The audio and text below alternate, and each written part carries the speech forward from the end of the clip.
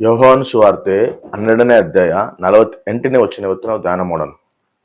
ನನ್ನನ್ನು ಲಕ್ಷ್ಯ ಮಾಡದೆ ನನ್ನ ಮಾತುಗಳನ್ನು ಅಂಗೀಕರಿಸದೆ ಇರುವವನು ತೀರ್ಪು ಮಾಡುವಂಥದ್ದು ಒಂದು ಇದೆ.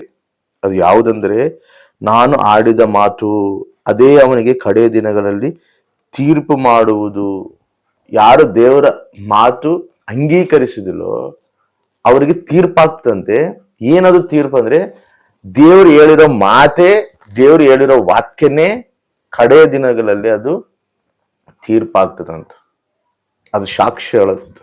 ನಾವು ಸ್ವಾರ್ಥ ಹೇಳಕ ಹೋಗ್ತೀವಿ, ಸ್ವಾರ್ಥ ಹೇಳುತ್ತೀವಿ, ಹೇಳಿದಾಗ ಅವರು ಅಂಗೀಕರಿಸೋದಿಲ್ಲ, ಆ ಮಾತನ್ನು ಕೇಳೋದಿಲ್ಲ.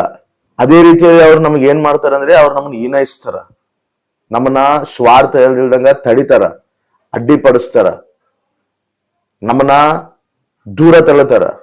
ನಮಗ್ ಬೇಡ ಈ ವಾಕ್ಯ, ನಮಗ್ ಬೇಡ ನಿಮ್ಮ ಮಾತುಗಳು. ಇವ್ರು ಏನ್ ಮಾಡ್ತಾರಂದ್ರೆ ಅದನ್ನ ತೃಣೀಕರಿಸ್ತದಾರ. ಯಾರು ನನ್ನ ಮಾತನ್ನು ನೀವು ಅಂಗೀಕರಿಸುದಿಲ್ಲೋ ಕಡೆ ದಿನದಲ್ಲಿ ಅವರಿಗೆ ಆ ಒಂದು ವಾಕ್ಯನೇ ಸಾಕ್ಷಿಯಾಗಿ ನಿಂತು ಅವ್ರ ಮೇಲೆ ತೀರ್ಪು ಹೇಳುತ್ತದೆ.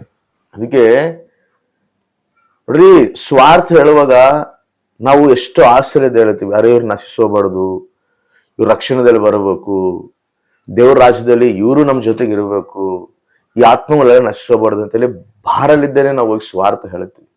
ಆದ್ರೆ ಅದವ್ರು ಕೇಳಿಲ್ಲ ಅಂದ್ರೆ, ಅದವ್ರು ಅಂಗೀಕರಿಸಿಲ್ಲ ಅಂದ್ರೆ, ನಮ್ಮ ಮನೆ ಪಕ್ಕಕ್ಕಾಗಿರೋರ್ಲಿ, ಇಲ್ಲ ನಮ್ಮ ಬಂಧುಗಳಾಗಿರ್ಲಿ, ಇಲ್ಲ ನಾವು ಬೇರೆ ಬೇರೆ ಪ್ರಾಂತಗಳಲ್ಲಿ ಹೋಗಿರೋಂಥ ಅಲ್ಲಿ ನಾವು ಸ್ವಾರ್ಥ ಸಾರುವಂತ ಪ್ರಜೆಗಳಾಗಿರ್ಲಿ, ಯಾರೇ ಆಗಿರ್ಲಿ, ಅದು ತೃಣೀಕರಿಸಿದ್ರೆ ಅದು ಆ ಮಾತೆ, ಆ ವಾಕ್ಯನೇ ಅವ್ರಿಗೆ ತೀರ್ಪಾಗ್ತತೆ. ನಮ್ಗಂತೂ ನಾವು ಹೇಳಬೇಕು, ನಾವು ಇವ್ರು ಯಾರು ನಶಿಸಬಾರ್ದು ಅಂತೇಳಿ ಇಷ್ಟಲ್ಲಿದ್ದಾನೆ ಹೋಗ್ತೀವಿ, ಆ ಬಾರಲ್ಲಿದ್ದಾನೆ ಹೋಗ್ತೀವಿ. ಆದ್ರೆ ಅವ್ರು ಕೇಳಿಲ್ಲ ಅಂದ್ರೆ ಅದು ಅವರು ದೇವ್ರಿಗೆ ಲೆಕ್ಕ ಕೊಡಬೇಕು. ಅದನ್ನೇ ಹೇಳ್ತದ, ನನ್ನ ಮಾತು ಕೇಳೋದಿಲ್ಲಲ್ಲ ಅವ್ರ ಕಡೆ ದಿನದಲ್ಲಿ ಅದೇ ತೀರ್ಪಾಗ್ತತೆ. ಅದಕ್ಕೆ ಶಿಷ್ಯರು ಕೂಡ ಒಂದು ಮಾತು ಹೇಳಿ ಕಳಿಸ್ತಾನ. ಏನಂತ ಹೇಳಿ ಕಳಿಸ್ತಾನ? ನೀವು ಹೋಗಿ ಸ್ವಾರ್ಥ ಸಾರ್ರಿ. ಆ ಊರ ಪ್ರಜೆಗಳು ಸ್ವಾರ್ಥನ ಅಂಗೀಕರಿಸಿಲ್ಲ ಅಂದ್ರೆ ನಿಮ್ಗೆ ಕಾಲಿಗಿರುವಂತ ದುಮ್ಮನ ನೀವು ಅಲ್ಲೇ ಜಾಡಿಸಿ ಅಂದ್ಬಿಡ್ರಿ. ಸೊದೋಮ ಗೊಮೋರ ಪಟ್ಟಣ ಹೆಂಗ ನಾಶನ ಆಗೈತು, ಹಂಗ ಅವ್ರನ್ನ ದೇವ್ರ ನಾಶನ ಮಾಡುತ್ತಾನೆ. ಹಂಗ ಮಾಡಬಾರ್ದು ಅಂತೇನೆ ರಕ್ಷಣೆದಲ್ಲಿ ಬರ್ರಿ, ರಕ್ಷಣೆದಲ್ಲಿ ಬರ್ರಿ, ರಕ್ಷಣೆದಲ್ಲಿ ಬರ್ರಿ. ಸಮಯ ಸ್ವಲ್ಪ ಐತಿ, ನಾಳೆ ದಿನ ಏನೋ ನಮಗೆ ಗೊತ್ತಿಲ್ಲ.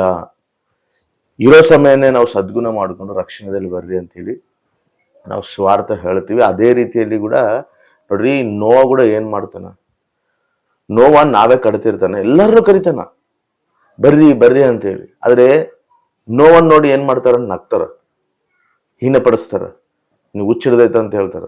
ಆದ್ರೆ ದೇವ್ರ ಉಗ್ರತೆ ದಿನದಲ್ಲಿ ಈ ನೋವ ಕುಟುಂಬ ಮುಂದೆ ರಕ್ಷಣೆದಲ್ಲಿ ಬರ್ತಾರ. ಆದ್ರೆ ಇವರೆಲ್ಲರೂ ಏನಾಗ್ತಾರ, ನಾಶನ ಆಗ್ತಾರ. ಅದೇ ನಡೆಯೋದು. ನೋವ ಕಾಲದಲ್ಲಿ ಹೆಂಗೆ ಆಯ್ತೋ ಇವಾಗ ಕೂಡ ಹಂಗೆ ನಡೀತೈತೆ ಅಂತ ಹೇಳಿ ದೇವ್ರ ವಾಕ್ಯ ಐತಿ. ಅದೇ ರೀತಿಯಲ್ಲಿ ತೃಣೀಕರಿಸೋರ್ಗೊಂದೇ ಅಲ್ಲ, ಸಂಘದಲ್ಲಿ ವಾಕ್ಯ ಹೇಳುತ್ತಿರುವಾಗ ಕೂಡ ಆ ವಾಕ್ಯನ ತೃಣೀಕರಿಸಬಾರದು. ಆ ವಾಕ್ಯಗೆ ಲೋಬಟ್ಟು ಆ ವಾಕ್ಯಗೆ ವಿಧೇಯರಾಗಿ, ದೇವ್ರು ನನ್ನ ಹತ್ರ ಮಾತಾಡ್ತದನ, ದೇವ್ರು ನನ್ನ ಇದು ಸರಿಪಡಿಸ್ಕೊ ಅಂತ ಹೇಳ್ತದನ, ನಾನು ಅದನ್ನ ಸರಿಪಡಿಸ್ಕೋಬೇಕು, ದೇವ್ರಿಗೆ ಇಷ್ಟಕರವಾಗಿ ನಾನು ಜೀವಿಸ್ಬೇಕು ಅನ್ನೋ ಮನಸ್ಸಿರ್ಬೇಕು. ಆ ಮನಸ್ಸು ಇಲ್ಲದೆ ಏನ್ ನನಗೆ ಹೇಳ್ತಾನ ಪಾಸ್ಟ್ರು, ನಾನೇ ಕಾಣ್ತೀನ, ಈ ಆಲೋಚನೆ ಇಟ್ಕೊಂಡು ಆ ವಾಕ್ಯನ ತೃಣೀಕರಿಸಿದ್ರೆ ಅದು ಕೂಡ ಶಿಕ್ಷೆ ಆಗ್ತದೆ, ದೇವ್ರಿಗೆ ಕೋಪ ಬರ್ತದೆ. ದೇವ್ರು ನಮ್ಮನ್ನು ಸರಿಪಡಿಸ್ಕೊಂಡು ತನ್ನ ಸಾಕ್ಷಿಯಾಗಿ ಅನೇಕರ ಮುಂದೆ ತನ್ನ ನಾಮಗ ಮಹಿಮಕರವಾಗಿ ತನ್ನ ಚಿತ್ತ ನೆರವೇರಿಸ್ಬೇಕನ್ನೋ ಉದ್ದೇಶ ನಮ್ಮ ಮೇಲೆ ಇದ್ದಾಗ ನಾವು ಅದಕ್ಕೆ ವಿಧೇಯರಾಗ್ದಿಲ್ದಂಗೆ ನಮ್ಮ ಇಷ್ಟಾನುಸಾರ ನಾವು ಜೀವಿಸಿದ್ರೆ ದೇವ್ರಿಗೆ ಸಿಟ್ಟು ಬರ್ತದೆ. ನಾವು ಸಿಟ್ಟು ತರಿಸುವಂತವ್ರಾಗಿದೀವ, ಇಲ್ಲ ದೇವ್ರ ವಾಕ್ಯನ ಕೇಳಿ ಅದನ್ನ ಅಂಗೀಕರಿಸಿ ನಮ್ಮ ತಪ್ಪುಗಳು ಸರಿಪಡಿಸ್ಕೊಂಡು ದೇವ್ರಿಗೆ ವಿಧೇಯರಾಗಿ ದೇವ್ರ ವಾಕ್ಯಾನುಸಾರವಾಗಿ ಜೀವಿಸುವಂತವ್ರಾಗಿದೀವ, ನಮ್ಮ ನಾವು ಪರೀಕ್ಷಿಸ್ಕೋಬೇಕು. ಇಸ್ರಾಯೇಲ್ ಪ್ರಜೆಗಳು ಕೂಡ ಪ್ರವಕ್ತಗಳು ಕಲಿಸಿ ಅದನ್ನ ಹೇಳಿಸ್ತಾನ, ನೀವು ಸರಿಯಾದ ಮಾರ್ಗದಲ್ಲಿ ನಡೀತಿಲ್ಲ, ನೀವು ತಪ್ಪು ಮಾರ್ಗದಲ್ಲಿ ನಡೀತಿದ್ದೀರಿ, ದೇವರಿಗೆ ವಿರುದ್ಧವಾಗಿ ನೀವು ನಡ್ಕೊಂತಿದ್ದೀರಿ, ನೀವು ಸರಿಪಡಿಸ್ಕೊರಿ. ಆದ್ರೆ ಇಸ್ರಾಯೇಲ್ ಪ್ರಜೆಗಳು ಏನ್ ಮಾಡ್ತಾರ, ಆ ಮಾತಿಗೆ ಕಿವಿ ಕೊಡೋದಿಲ್ಲ ಅಂತ. ನೋಡ್ರಿ, ನಾನು ಓದಿಸ್ತೀನಿ. 2ನೇ ಪೂರ್ವಕಾಲ ವೃತ್ತಾಂತ ಗ್ರಂಥವು 24ನೇ ಅಧ್ಯಾಯ 19ನೇ ವಚನ. ಯೆಹೋವನು ಅವರನ್ನು ತನ್ನ ಕಡೆಗೆ ತಿರುಗಿಸಿಕೊಳ್ಳುವುದಕ್ಕಾಗಿ ಅವರ ಬಳಿಗೆ ಪ್ರವಾದಿಗಳನ್ನು ಕಳುಹಿಸಿ ಇವರ ಮುಖಾಂತರ ಎಷ್ಟೋ ಎಚ್ಚರಿಸಿದರೂ ಅವರು ಕಿವಿಗೊಡಲಿಲ್ಲ. ಅವ್ರು ಏನ್ ಮಾಡಾರಂತ? ಕಿವಿ ಕೊಟ್ಟಿಲ್ಲ. ದೇವ್ರು ಏನ್ ಮಾಡೋಣ?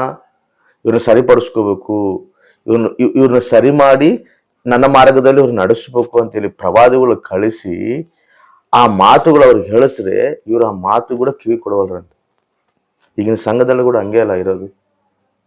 ಸೇವಕನ ಏನು ಹೇಳ್ತಿದ್ದಾನ, ಸೇವಕನ ಬಾಯಲ್ಲಿದ್ದ ದೇವ್ರ ನಮ್ಮ ಹತ್ರ ಏನ್ ಮಾತಾಡ್ತಿದ್ದಾನ, ಆ ಮಾತಿಗೆ ನಾವು ವಿಧೇಯರಾಗಬೇಕು. ಆ ಮಾತನ್ನ ನಾವು ಅಂಗೀಕರಿಸಿ, ಅಯ್ಯೋ ನಾನಲ್ಲಿ ತಪ್ಪೈತಲ್ಲ, ದೇವ್ರನ ಹತ್ರ ಮಾತಾಡ್ದ, ನನಗೆ ಸರಿಪಡಿಸ್ಕೋಬೇಕು, ಸರಿಪಡಿಸ್ಕೊಳ್ಳೋ ಮನಸ್ಸು ಯಾರ ಹತ್ರ ಇರ್ತದೋ ಅವ್ರ ಆಶೀರ್ವಾದ ಹೊಂದುತ್ತಾರೆ. ಯಾರ ಮಾತನ್ನು ತೃಣೀಕರಿಸ್ತಾರೋ, ಯಾರು ನನ್ನ ಮಾತನ್ನು ತೃಣೀಕರಿಸ್ತಾರೋ ಆ ಮಾತೇ ಕಡೆ ದಿನದಲ್ಲಿ ಅವನಿಗೆ ತೀರ್ಪಾಗ್ತದೆ ಅಂತೇಳಿ ವಾಕ್ಯ ಐತಿ. ನೋಡ್ರಿ, ನಾವು ವಾಕ್ಯನ ತೃಣೀಕರಿಸುವಂಥವ್ರಾಗಿರ್ಬಾರ್ದು, ವಾಕ್ಯನ ದೂರ ತಳ್ಳುವಂಥವ್ರಾಗಿರ್ಬಾರ್ದು.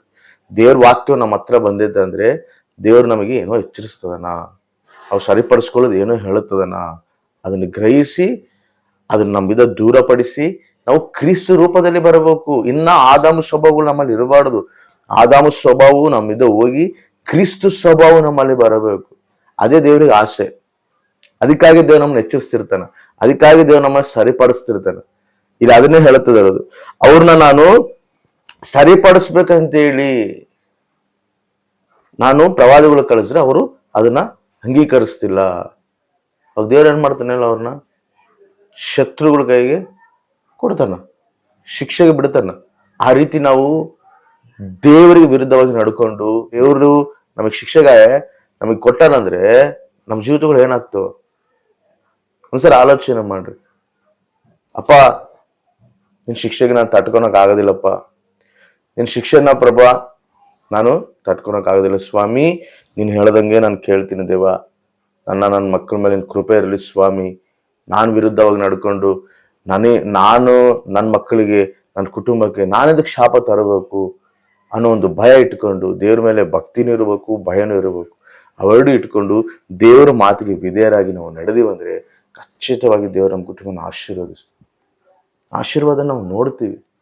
ಪ್ರತಿ ಸಾರಿ ಕೂಡ ಇಸ್ರಾಯೇಲ್ ಪ್ರಜೆಗಳಿಗೆ ದೇವರು ಹೇಳೋದದೇ, ನೀವು ನನ್ನ ಮಾತುಗಳ ಪ್ರಕಾರ ನಡೀರಿ, ನನ್ನ ಮಾತುಗಳು ನಿಮ್ಮ ಮಕ್ಕಳಿಗೆ ತಿಳಿಯಪಡಿಸ್ತೀರಿ, ನೀವೆಲ್ಲರೂ ನನ್ನ ಆಜ್ಞೆಗಳು ವಿಧೇಯರಾಗಿ ನಡೀರಿ, ನೀವು ಸಮೃದ್ಧಿಯಾಗಿ ನಾನು ನಿಮ್ಮನ್ನು ಆಶೀರ್ವದಿಸ್ತೀನಿ ಅಂತ ಹೇಳ್ತಾನೆ. ಅದೇ ನೀವು ಆ ವಾಕ್ಯಗೆ ವಿರುದ್ಧವಾಗಿ ನಡೆದಿರಂದ್ರೆ ನನ್ನ ಒಂದು ಉಗ್ರತೆ ನಿಮ್ಮ ಮೇಲೆ ಬರ್ತತೆ. ಮತ್ತೆ ನಾವು ಹೆಂಗೆ ನಡೀತಿದ್ವಿ ಒಂದ್ಸಲ ನಾವು ಪರೀಕ್ಷಿಸ್ಕೊಳ್ಳೋಣ ನಮ್ಮನ್ನ. ನಾವು ದೇವ್ರ ಮಾತಿಗೆ ನಾವು ವಿಧೇಯರಾಗಿ, ದೇವ್ರು ನಮ್ಮನ್ನ ಏನು ಎಚ್ಚರಿಸಿದ್ರೆ, ನನ್ನ ದೇವ್ರು ಇವತ್ತು ಎಚ್ಚರಿಸಿದಾನ, ನಾನು ಅದು ಸರಿಪಡಿಸ್ಕೋಬೇಕು, ಹೌದಲ್ಲ ನನ್ನಲ್ಲಿ ಈ ಸ್ವಭಾವ ಇರಬಾರ್ದಲ್ಲ, ದೇವ್ರ ವಿರುದ್ಧವಾದ ಆಲೋಚನೆ ನಡವಳಿಕೆ ನನ್ನಲ್ಲಿ ಐತಲ್ಲ, ಇದು ನಾನು ಸರಿಪಡಿಸ್ಕೋಬೇಕು, ನಾನು ದೇವ್ರು ನಾನು ದುಃಖ ಪಡಿಸ್ಬಾರ್ದು ಅಂತೇಳಿ ನಾವು ಸರಿಪಡಿಸ್ಕೊಂಡು ನಾವು ನಡೆದಾಗ ಕಷ್ಟ ದೇವ್ರು ಸಂತೋಷ ಪಡ್ತಾನೆ, ನಮ್ಮನ್ನ ಆಶೀರ್ವದಿಸ್ತಾನೆ, ನಮ್ಮ ಕುಟುಂಬನ ಆಶೀರ್ವದಿಸ್ತಾನೆ, ನಮ್ಮಲ್ಲಿದ್ದ ಅನೇಕರನ್ನ ಆಶೀರ್ವದಿಸ್ತಾನೆ. ಅದೇ ನಾವು ಅಂಗೀಕರಿಸಿಲ್ದಂಗ ದೇವರಿಗೆ ವಿರುದ್ಧವಾಗಿ ನಾವು ನಡ್ಕೊಂಡಿವ ಅನ್ಕೋ ಖಚಿತವಾಗಿ ದೇವ್ರ ಉಗ್ರತೆ ನಮ್ಮ ಮೇಲೆ.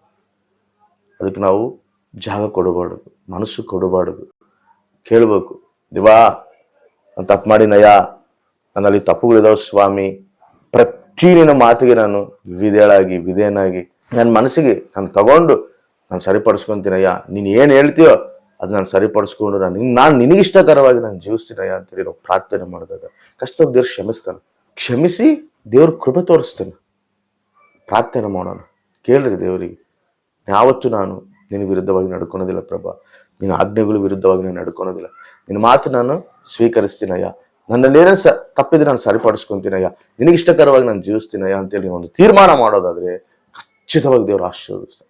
ನಿನ್ನ ಆಶೀರ್ವದಿಸ್ತಾನ, ನಿನ್ನ ಕುಟುಂಬನ ಆಶೀರ್ವದಿಸ್ತಾನೆ, ನಿನ್ನ ಮಕ್ಕಳನ್ನ ಆಶೀರ್ವದಿಸ್ತಾನ, ನಿನ್ನ ಸುತ್ತಮುತ್ತಲ ಪ್ರಾಂತನ ಆಶೀರ್ವದಿಸ್ತಾನ, ನಿನ್ನ ಜನಾಂಗನ ಆಶೀರ್ವದಿಸ್ತಾನೆ. ಆಮೇನ್.